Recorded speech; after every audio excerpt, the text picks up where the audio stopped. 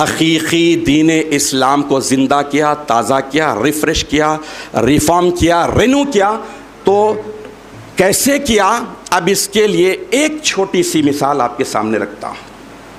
دیکھیے، قرآن کے معنی ایک ہوتے ہیں اور قرآن کی مراد ایک ہوتی ہے.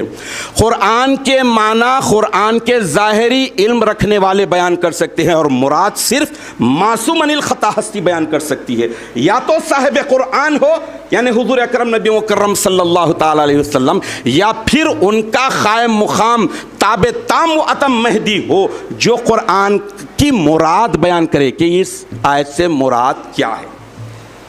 ویسے ہی احادیث شریفہ میں بھی بہت سی احادیث ایسی ہیں کہ اس کے ظاہری معنی سن لیتے ہیں اور سمجھتے ہیں کہ اس کے معنی اور مطلب یہی ہے، لیکن اس کی بھی مراد ہوتی ہے. احادیث میں بھی احادیث کے معنی کی بھی مراد ہوتی ہے. مہدی علیہ السلام نے امت کو ہلاکت سے بچایا، وسط امت میں آ کر حضور اکرم نبی مکرم صلی اللہ تعالیٰ علیہ وسلم کے نقش قدم پر چلے، جیسا کہ حدیث میں بھی آیا کہ المہدی منی یخفو اثری ولا یختی. مہدی مجھ سے ہوگا، میرے قدم بقدم چلے گا، میرے بالکل قدم، میرے جہاں قدم پڑے وہیں قدم، یعنی بالکل وہی کام کرے جو میں کیا ہوں. ولا یختی، اور خطا نہیں کرے گا، معصوم عن الخطا. تو مہدی علیہ السلام اس دنیا میں تشریف لائے، اسلام کو، حقیقی دین اسلام کو ریفریش کیا. کیسے کیا؟ اس کے لیے ایک چھوٹا سا واقعہ.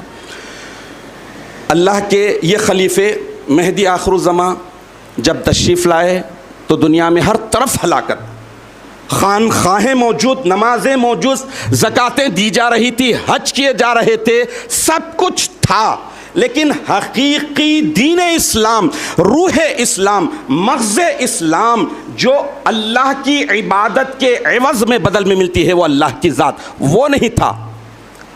تو مہدی علیہ السلام کی دعوت کی وجہ سے کیسے ملا؟ ایک مرتبہ کا واقعہ ہے. حضور مہدی موعود علیہ الصلاۃ والتسلیم مسواک کر رہے تھے. مسواک سوکھی کاڑی سے کی جاتی ہے. مہدی علیہ السلام سوکھی کاڑی سے مسواک کر رہے ہیں. دیکھیے آپ سچویشن، اور اس کے لیے ذرا ڈوب جائیے عشق میں، منظر کو دیکھیے، منظر کے اندر ڈوب جائیے تو آپ کو اندازہ ہو جائے گا کہ کیا پیاری بات ہے. قرآن کی مراد بیان کرنے والی ہستی حدیث کی مراد کو کتنے پیارے انداز میں بیان کر رہی. مہدی علیہ السلام مسواک کر رہے ہیں اور سوکھی کاڑی سے کر رہے ہیں.